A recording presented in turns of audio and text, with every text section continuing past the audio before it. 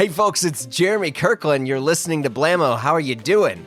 Everyone have a nice weekend. You might even be on a holiday weekend right now because it's a holiday weekend today in the United States. But as I'm learning, we've really popped off over in Europe and Australia. So no breaks for us, but that's okay. Huge shout out to our friends everywhere on the other sides of the pond for tuning in.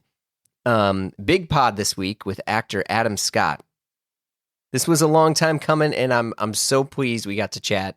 He's been making the rounds lately on the interwebs, talking Severance, talking his other shows, which makes sense, especially after the recent Emmy news came out. 27 nominations, which is wild, including Outstanding Lead Actor and Outstanding Drama Series.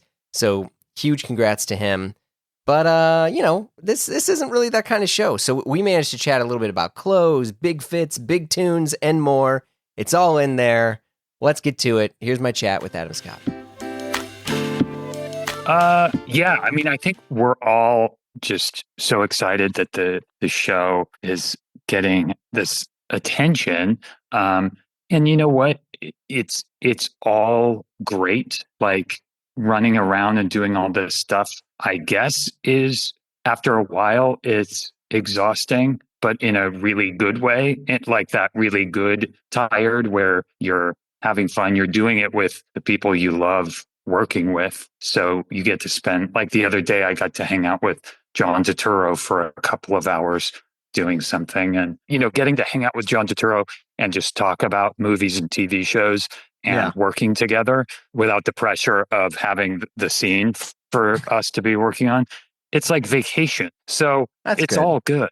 Yeah. And you're getting to wear some pretty good fits. I saw some cool cardigans. Yeah. Some cool gear. Yeah. Ilaria, my stylist, is so great. She and her team really are the best. Yeah, I wanted to chat with you about some of that stuff. I mean, obviously you're doing a ton of press right now with this, and so there's a gajillion stories I'm sure you're telling about Stiller or whatever, but as this is more clothes and gear and whatever, we'll keep it to that. I am kind of still surprised you have a stylist because you got great style as it is. Thanks, man. I mean, when we did the J. Crew thing and all that, like you kind of know your lane. So I'm curious, how this has been working with a stylist. Well, for the longest time, that's exactly how I felt. And I didn't have a stylist till just a few years ago when I started working with Ilaria, and never felt like I needed one. I was like, I like clothes.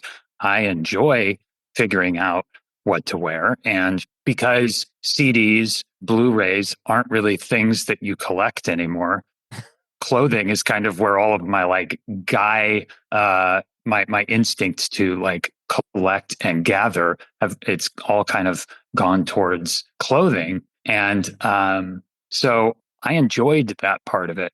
But I think it may have been like my manager, maybe it was probably my publicist, was just like, just try it. Yeah. And I knew Ilaria, we've known each other for years, and they're just try and see what you think. And it's such a load off. It's something you no longer have to think about when you have a stylist, particularly someone you know and trust and admire. Yeah. And I admire her and her taste, and she's really smart and funny, but also has just a great instinct and kind of pushes me towards things I probably wouldn't have thought of for myself, but also has a really good sense of what I like. And so it's a really great working relationship because I think we sort of push each other in directions that we sometimes hadn't thought of.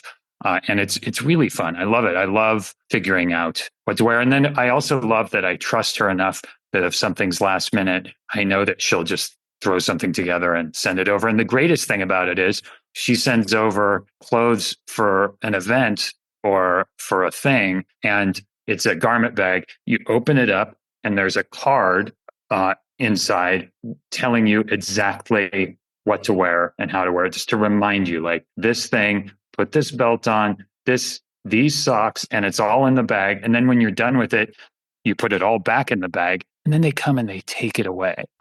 And you don't have to deal with finding space for it. You don't Yeah. have, I mean, on one hand, you don't get to keep it, but if there's something you really love, you can either see if you can keep it or you can buy it. I've done that too. I've bought pieces that I've liked before. Yeah. I was going to say, I've been seeing you wear a bunch of Tom Brown lately.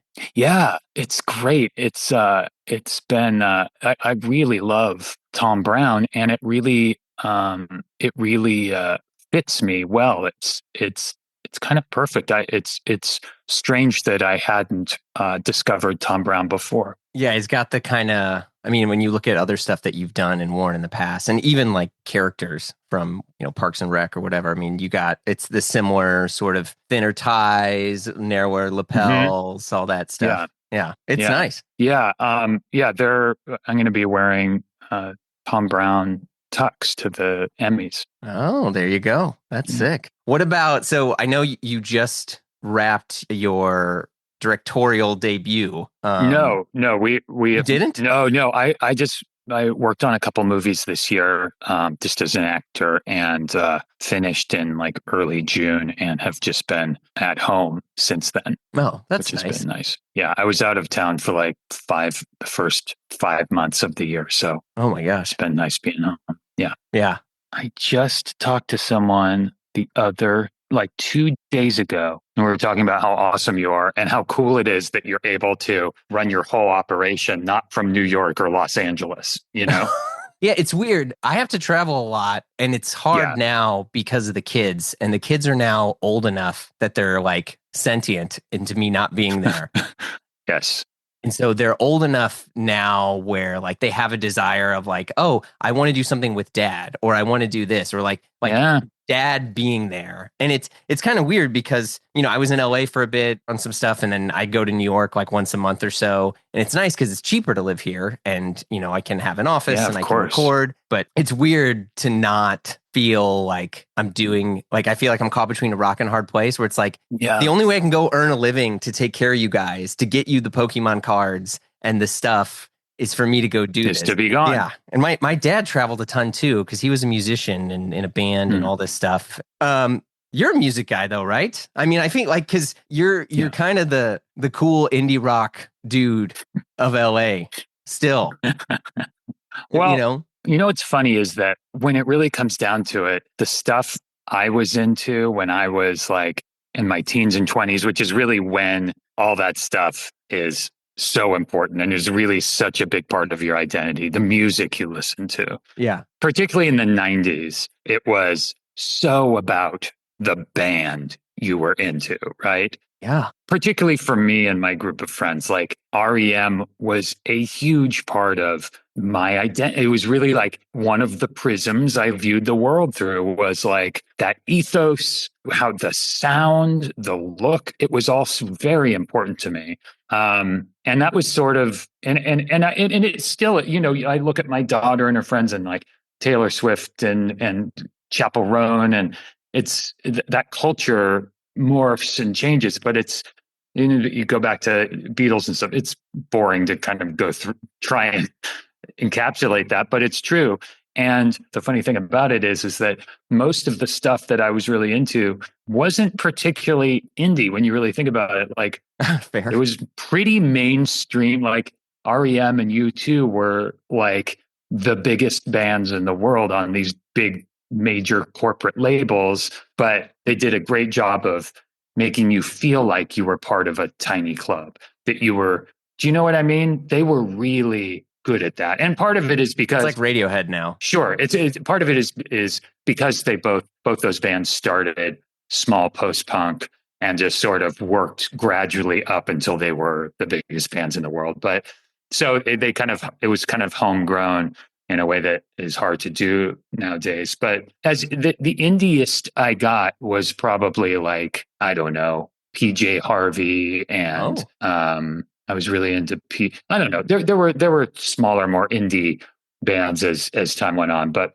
the big bands that I was really loved were like the pretty big bands. It's like Vampire Weekend now is, I feel like, such a good analog for those guys and the feeling they are able to carry with them and engender with the audience. Yeah. Were you ever a Deadhead? Because I know you went to like Dead shows when you were younger. I certainly took that wore that identity around for a few years. When I was like 14, I was like, I am into the Grateful Dead. Yeah, but Starting now. you didn't go like full K-hole when like Jerry died sort of thing, or did you? No, I had friends that did. It was funny Okay. because for a while it was like Grateful Dead. And I was like, yeah. And then after a couple of years, I kind of fell back into like arena rock while a few of those friends continued on with Grateful Dead. And then Jerry died and it was a major event for them. And it was it was a big deal for Sure. anyone that followed music. But yeah, I went to a bunch of Dead shows,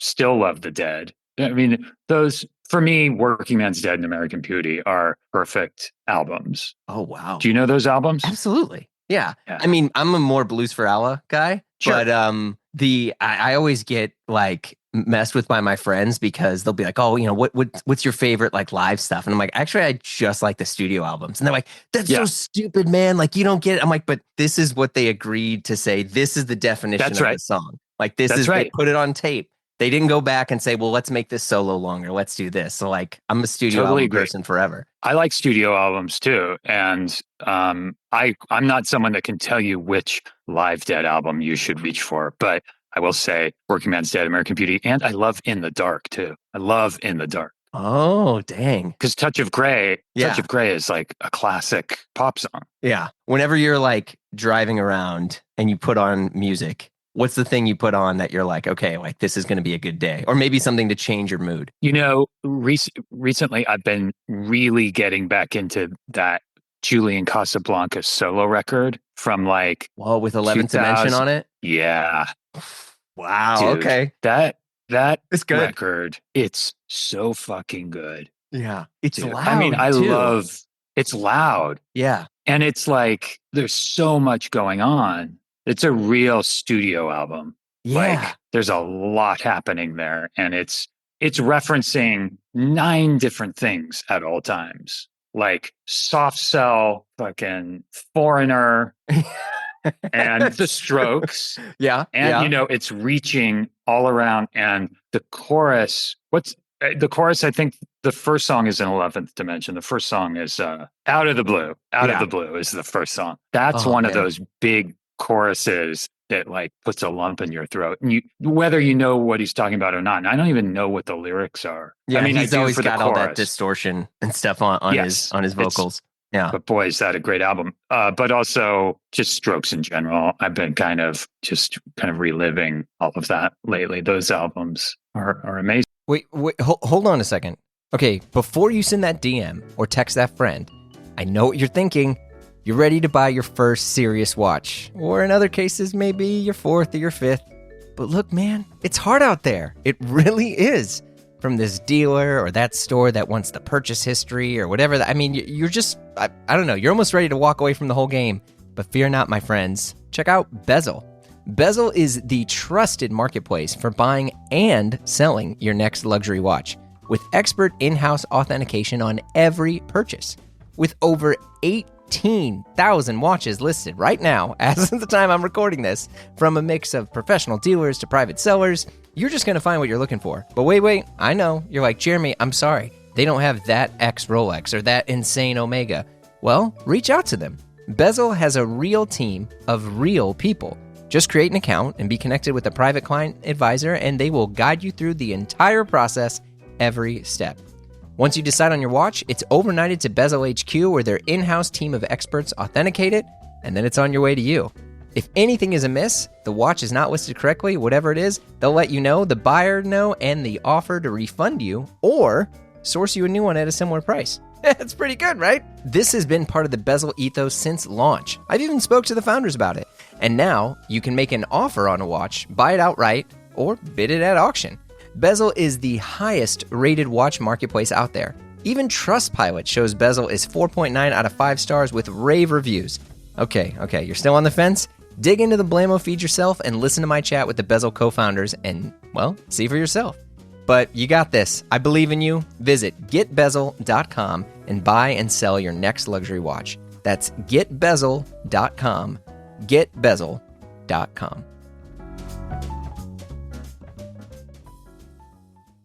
Yeah, I'm going to sound either old or too young. But when I first got my driver's license, I had this like mix that was like, okay, Uh-huh. this is what I'm putting on. Yeah. And it was Interpol's Turn on the Bright Lights. Oh, sure. And, and I had this like really crappy old Volvo station wagon that was like Hmm. a gift to my parents as like a kind of generous, oh, we know that you're like the pastors and you don't have money here. You can take our old car. Sure. And I had it and I like blew the speakers out listening to like, Oh, that's PDA or awesome. whatever in there. And it's funny now because I think a lot where like, my kids are really into music, but I want them to have like the joy of like the full LP, like the full Yeah. record, Yeah. I And know. has that happened with your kids where you like introduce them to, I don't know, Pink Floyd or something, and you're like, no, no, no, you have to understand what was going on? Yeah, I mean, I tried that. It's really hard with stuff like that because the more you try and push, the more they sort of want to just, particularly when they go into their teenagers, the more they want to find their own thing, Oh, which touche. is completely understandable. The great thing I think about Taylor Swift is she really does focus on albums. She puts out full statements as albums and chooses to present her work in these full stories and creates, entire really smart marketing campaigns around like each movement and each era. She's talking about eras and Yeah, yeah, all she's fair. talking about is albums. Those are albums. Yeah. And so everybody is really connected to each. Reputation is its own thing. You don't think of any song on Reputation. You don't get that mixed up with anything from Evermore, right? You never would because each album is its own thing. And she gets like everyone's excited now for like what is this new album going to sound like? Like Oh, the where's Life of she? a Showgirl thing. Yeah. And that's how we used to get about U2 or REM. It's just like, oh my God, what are they going to do next? Because you knew it was going to be something different. And so I think that's exciting with her. And I love her records, but it's also great to watch my daughter and her friends get excited about albums. And that's, I think, what Taylor Swift really does. Yeah, I mean, I keep finding myself like falling back into Dylan, Yeah. like just sitting and a friend of mine was like, "Look, man, if you really want to get into Dylan, you got to listen to Dylan in the '90s." He's like, "You got to listen Oh, to like interesting. Time Out of Mind." Well, time out of mind. Yeah. I Yeah, mean, and and I started putting it on, and it's like I found myself like getting like mad emotional, hmm, just like I don't know. And I think that's the thing because like I feel this way with like movies and films and any artist these days, where even on stuff like Severance, like for real, where I'm like, okay, what was going on in Adam Scott's head, in his real life head, in that scene when you were like, yeah. I need to think this way, or I Yeah. need to remove myself from whatever, absurd things are happening in the state of the world at the moment to focus Yeah. on making this art so a person can escape into it, Yeah. I mean, is that a conscious thing you've felt that you've had to do where it's like, I need to separate myself from this because I'm in a way like serving not just the project, but also the person who wants to escape into this? Yeah. I mean, particularly with Severance, because when we make it, it requires so much focus, like at all times. Because if we're there and we're thinking about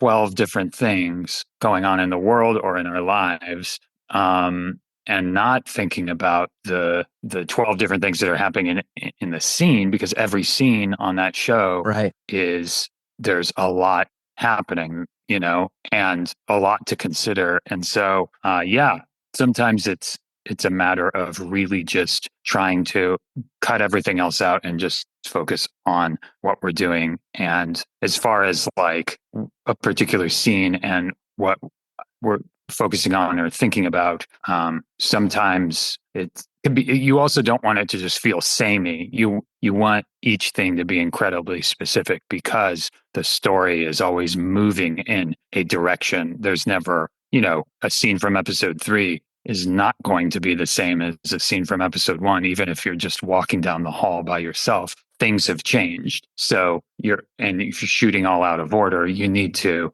make those decisions and really get specific about what it is that you're doing or thinking about. And sometimes it's a matter of, oh, I just need to think about the fact that I miss my son, or that it has to align itself with what's happening in the scene.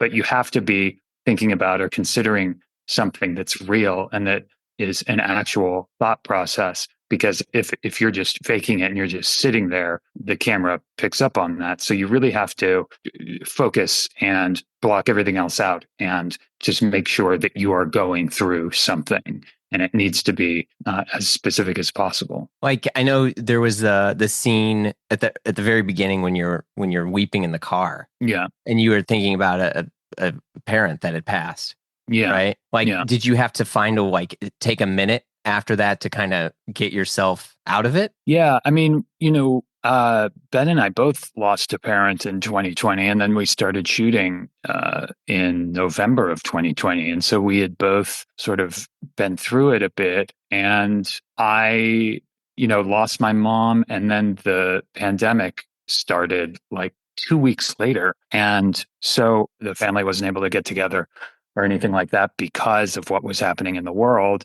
And when she passed away, people were starting to be really careful and not gather. But then everything really kicked in like 10 days later, right? Mm. So, um, so I spent the pandemic sort of here at home with my family, taking care of me emotionally, really kind of cushioning the blow. And then in October, I went to New York to start the show, and suddenly I'm by myself in this apartment, and Oh my God. I knew I was going to be there for 7, 8 months. And I was like, okay. The second I closed the door, I knew that I had a lot to deal with. That's what love is for your family to take care of you and cushion the blow. But then when I was away from them, I realized there was a lot of grieving that I needed to do and a lot of things I needed to come to terms with. And I had that empty room by myself. But the only other thing I had was the show, because there was no contact with anybody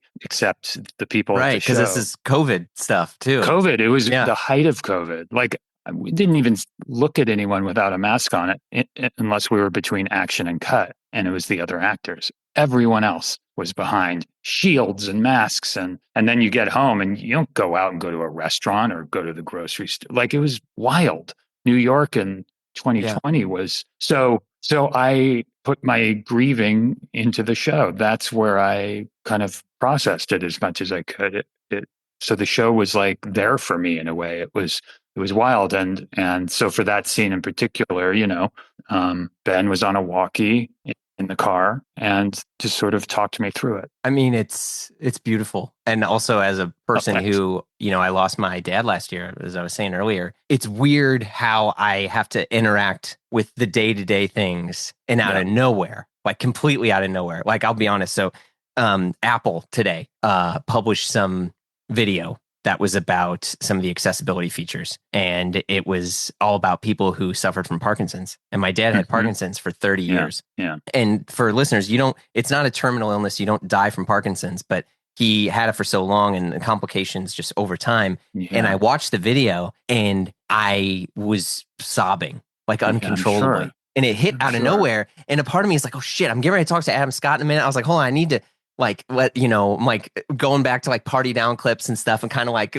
Yeah. like changing my mood. But also, and I think this is a thing that is so amazing about you as an artist, seeing you be who you are in these other films and clips and things like that takes me away from my grief and gives me a lot of joy. Oh, I'm so glad. I really am. And so if there's one thing I can communicate is how much healing that you provide as a person who makes art and helps me as a person who's wrestled with shit. Know that life is beautiful. Thanks, Jeremy. That's really nice. I know exactly what you're going through. The thing that was the thing that really hit me the biggest when my mom died was, she was sick. She had ALS. And so it was a really wicked, brutal disease. Mm-hmm. And we were there with her, and through the whole thing, kind of watched this evil fucking thing slowly take over. And so we knew that she was going to die from this. And I even knew when I was able to say goodbye. And then, and I knew that it was going to happen that day. It was like, this is going to happen. And and my brother was with her, and he called me when it had happened. And the strangest thing is that the difference between knowing that she was going to pass away and then finding out that she in fact did was all once it actually happens, and I knew it's so huge when it's apparent. Yeah. It's like the sky changes. Yeah. You realize when a parent goes that the world, there's this lens you've been sort of looking at yourself through this entire time, and half of that lens is your mom, the other half is your dad, at least for me. And so it was such a monumental shift. It really took me by surprise, and that's part of what took me a while to come to terms with. I mean, I will say that I think is great. It sounds like that your mom got to see you really accomplish some pretty incredible things, right? Yeah, and she was really excited about Severance too. Yeah. She knew what it was, and she was very, very proud and would get such a kick out of all the stuff that's happened with the show. Certainly, that's amazing. Have you kind of gone through like different eras of like your style, like Taylor Swift, and the Adam Scott eras of getting dressed, from party down tight shirts and small mini ginghams. There's a lot of stuff now, which I think is really interesting in the fact that suits are a little bit bigger now. There's a little bit more kind of like space in some of this tailoring, this kind of like, Armani sort of throwback. And a lot of it looks similar to some of the suits from Severance. So I'm curious how much of that, have there been things or, things from the set that you're seeing that you're like, yeah, I think I want to pull that into my own like personal wardrobe? Not as much from Severance, though. Those suits that Sarah Edwards, really, our costume designer, who's brilliant, who, by the way, she makes all of Helly's outfits, designs and constructs all of Helly's outfits. She made and constructed all of the band outfits from the marching band, all of those big fur coats and stuff we wore in the Ortho episode. She is incredible, Sarah Edwards. And so Sarah Edwards really kind of was thinking of just very basic work suits. And so went to Brioni, and they designed all of my suits. I'm not sure if they did Zach and John as well, but every single suit they designed was exactly the same, just in different colors. But all the ties, shirts, it was all Brioni, and they're all beautiful, but they're all this very basic, boxy. She wanted just sort of a anonymous, work culture suit. And so I wore these beautiful suits, but you're right. Just sort of in the few years that we've been making the show, that sort of boxier look has come back into play a bit more. I love the style that's kind of emerged in the last few years, because for me, it reminds me of all of the sort of style icons of my youth, which is like Andrew McCarthy and James Spader. And I love the big jackets and the wide lapels, and I love all that stuff. Oh, that's awesome. Yeah, I have this like mood board I'll send you, and it's like a lot of these like just really old, but like 80s, like 80s Spader stuff where you're seeing like dudes in a t-shirt with like a white jacket. That's and like, classic Levi's with tennis shoes pushed up. Yeah. I watched the Billy Joel doc, and oh my God, suits in the Billy Joel doc. I was like, oh my God, love it. These are so good. I was like, he's so wearing good. ties and Reeboks and stuff. I was like, I need this now. I loved the way Billy Joel dressed in the 80s. Excellent taste. I was like, I know. He was such a badass man. He is such a badass. But, I love that Tell Her About It, Innocent Man era. Yeah. Love that stuff. Oh, it's so good. So good. Well, okay. I want to thank you so much for your time. Adam, thank you so much for talking about clothes and everything. It was a pleasure again to talk with you, and I'll talk to you soon, man. Thanks for having me, Jeremy. Thank you. You've been listening to Blammo. Our show is produced by Blammo Media. We're edited by Amar Lowell, and our theme music, as always, by the mysterious Breakmaster Cylinder. If you like what you heard, you know the drill. Share the pod with a friend. Leave a review on Apple Podcasts. Give us 5 stars or thumbs up on whatever other thing you're listening to us on, whether it's Dingledorp or Bing Bong, whatever it's called. But you can also follow us on Instagram for all the hot content. If you want to talk to us and give us your hot take, we'd love to hear from you. you can send us an email at info@blamopod.com. Last but not least, super ultra important. If I had a air horn, I would press it right now.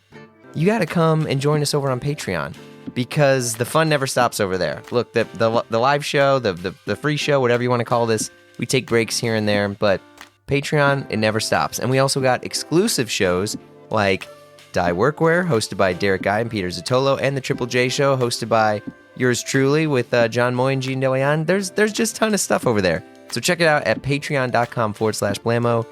If not, no worries. We got hundreds and hundreds of free episodes in the feed, and more to come. So we will see you all soon.